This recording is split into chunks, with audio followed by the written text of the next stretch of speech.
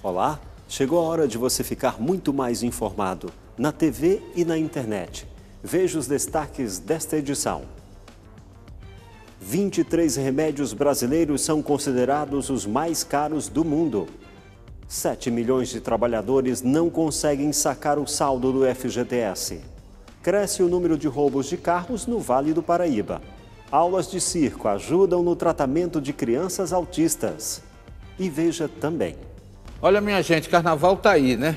E você tem que prestar atenção porque é um momento de muita incidência de criminalidade, de aproveitamento daquele momento de empolgação que você está. Hoje, o tenente Luciano Prudêncio está aqui para nos falar sobre cuidados importantes para você tomar, não só do ponto de vista pessoal, mas até do ponto de vista patrimonial também. Já, já. Você confere essas e outras informações no Repórter Setorial, que já começou.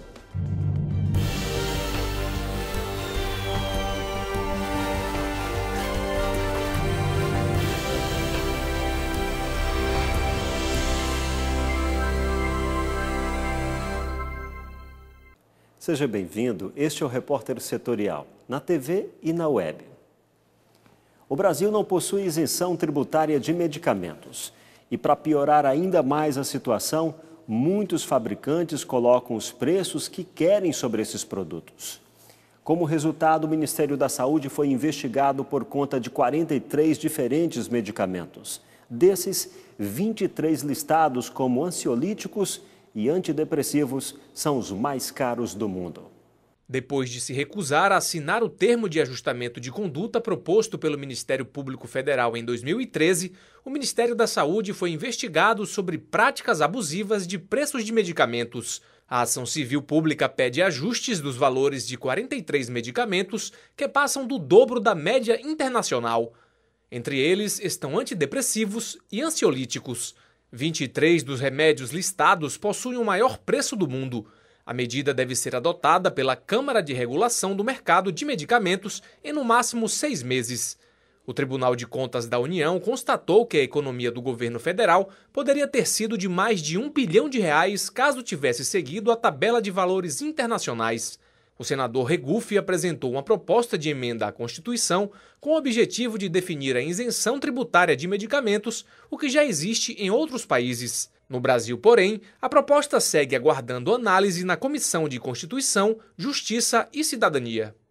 Após a divulgação do calendário oficial para saques das contas inativas do FGTS, muitos trabalhadores não encontraram benefício disponível no site e outros descobriram que não tiveram o depósito do Fundo de Garantia feito corretamente. Para atender à demanda, várias agências da Caixa Econômica Federal estarão abertas nos próximos fins de semana. Muitas pessoas procuraram a Caixa no fim de semana porque, ao consultar o saldo da conta inativa do FGTS pela internet, foram informadas de que não havia nada a receber. Alguns trabalhadores não encontraram as contas inativas no site da Caixa, mas conseguiram encontrar no aplicativo. Outro problema comum de quem consultou as contas do FGTS na internet foi a divulgação de contas de empregos anteriores como ativas. Ainda segundo a Caixa, há várias situações em que é comum que não apareça na consulta pelo canal exclusivo o saldo da conta inativa.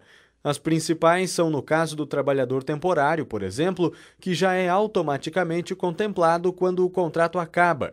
O trabalhador demitido sem justa causa também não terá o saldo no site, porque já recebeu o dinheiro. Erros de informação por parte da empresa ao lançar o FGTS também geram problemas na hora de conferir as contas pela internet. A Caixa informou que uma das formas de obter a informação correta do saldo é indo até uma agência. E o banco ressalta ainda que o trabalhador só deve procurar informações por meio das contas oficiais. Ainda sobre o saque do FGTS, nossa equipe conversou com o gerente regional da Caixa Econômica Federal para esclarecer algumas dúvidas de como consultar o saldo inativo. E quem nos dá mais informações é o Felipe Vilela, gerente regional da Caixa. Olá, Felipe. Por que o governo liberou o FGTS inativo? O governo liberou justamente para movimentar a economia, né? No Brasil inteiro nós temos 43 bilhões, né, a ser recebidos, e esse valor serve para o trabalhador, por alguma conta em dia, poupar o dinheiro, comprar um bem que estava sendo planejado e não tinha tido aquela sobra, então agora chegou o momento. Quem que pode realizar o saque? Todo trabalhador que pediu demissão ou foi mandado embora por justa causa até 31/12/2015. Todos esses estão englobados na medida provisória. Quais as opções de recebimento? Até R$ 1.500 de posse de senha. Ele pode dirigir a um terminal de autoatendimento da Caixa, senha cidadão, perdão. Até R$ 3.000 com a senha e cartão ele pode dirigir a uma lotérica e acima desse valor nas agências da Caixa. Lembrando que quem tem conta na Caixa cai diretamente em conta. A partir de quando os recursos eles estarão disponíveis? A primeira data do calendário para os nascidos em janeiro e fevereiro inicia agora em 10 de março. Tá? Então essa é a primeira data, depois de cada 2 meses vão ser liberados o restante dos recursos, ele pode sacar até 31 de julho de 2017. As agências elas estarão com algum horário diferenciado de atendimento? Sim, já no dia 11 de março, né, ou seja, um dia depois da liberação do primeiro calendário, nós teremos 30 agências abertas na região do Vale do Paraíba e Litoral Norte. E quantos trabalhadores devem ser beneficiados na região? Quanto deve ser injetado na economia? Aqui na região nós temos 472 mil trabalhadores beneficiados por essa medida provisória. E nacionalmente nós temos 43 bilhões em recursos a ser sacados pela essa população. Como consultar o saldo do FGTS inativo? A Caixa criou 2 caminhos exclusivos para esse atendimento. Um é o site, que é o www.caixa.gov.br/contas inativas, ou pelo telefone 0800 726 2017. Através desses canais, ele consegue, na comodidade da sua casa, com o número de PIS, o número de CPF, verificar se ele tem, quanto ele tem de saldo, de quais empresas e qual a data de recebimento, e já verificar como que ele vai ser feito esse recebimento à época do calendário. Ok, muito obrigado, Felipe. Segue o repórter setorial. Minha gente, o assunto tem causado muita polêmica e discussões entre a população e também no Congresso Nacional. A Câmara dos Deputados tem uma comissão especial criada para formatar a PEC 287. Entenda como a proposta de emenda afeta não só a economia, mas milhares de trabalhadores. Enquanto milhões de pessoas se espremem entre a concorrência por uma vaga no mercado de trabalho, outras muitas pessoas encerram suas carreiras e aguardam sua aposentadoria. O governo coloca em xeque o futuro desses trabalhadores. O fato é que, com a reforma, sendo ela necessária ou não, muita coisa vai mudar na vida de cada contribuinte. E no caso da proposta de emenda ser aprovada, concordando o trabalhador ou não, ele é obrigado a contribuir.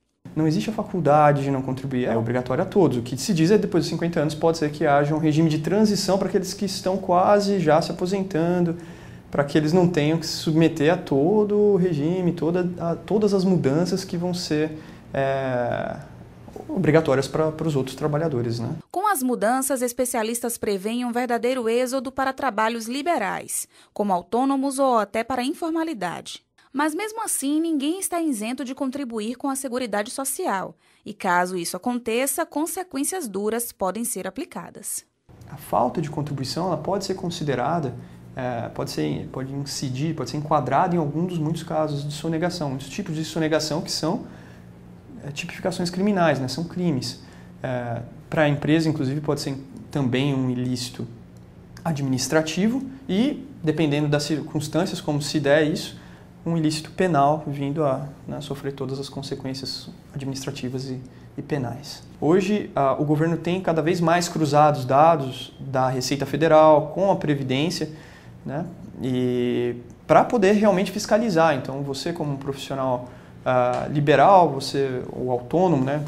Que seja, você declarou sua renda para a Receita Federal, pode ser que no futuro haja cada vez mais esse cruzamento de dados para que verifique se você realmente está contribuindo com aquilo que você ganha. O advogado deixa claro também que, mesmo para quem já contribuiu, recuperar o montante investido não é possível. Essa possibilidade só é permitida para empresas caso elas comprovem o pagamento de algum excesso. Além de afetar diretamente a vida do trabalhador, mudanças no sistema previdenciário influenciam também na economia do país.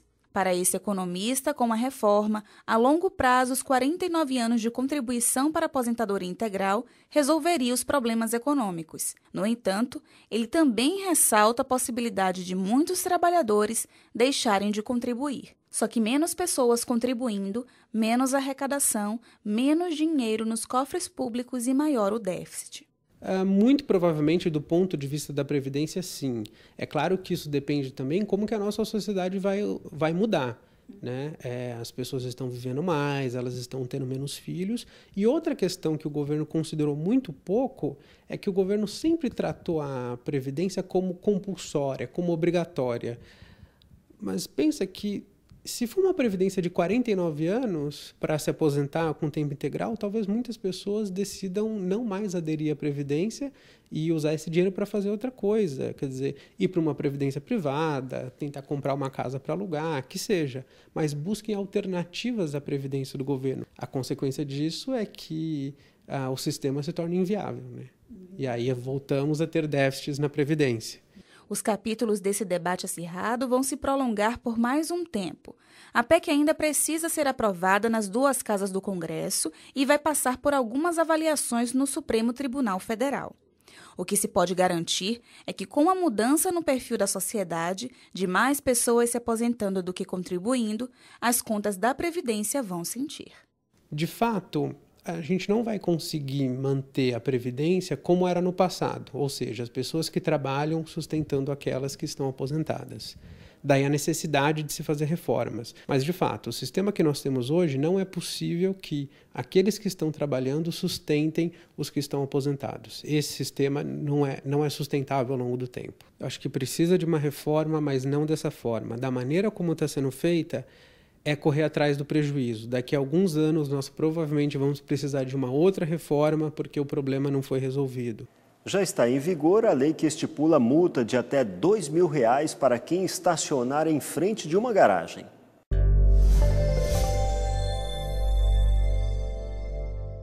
Amigos, parar o carro na porta dos outros, obstruindo a garagem, além do inegável mal-estar, pode gerar também indenização por dano moral. Quem decidiu assim foi a juíza Ana Paula Ortega Marçom, do Juizado Especial de São Caetano, São Paulo. Isso porque o autor da ação disse que foi molestado no seu direito de ir e vir e não pôde buscar o filho na escola, em decorrência do caminhão de uma empresa que sistematicamente para em frente à garagem dele. Isso, naturalmente, que vai gerar não só o dano moral, mas também um precedente importante para ações nesse sentido serem propostas em todo o Brasil com base nesse precedente. Parar o carro na porta dos outros não tem graça alguma, né? Para quem fica ali esperando a desobstrução da garagem para poder sair de casa.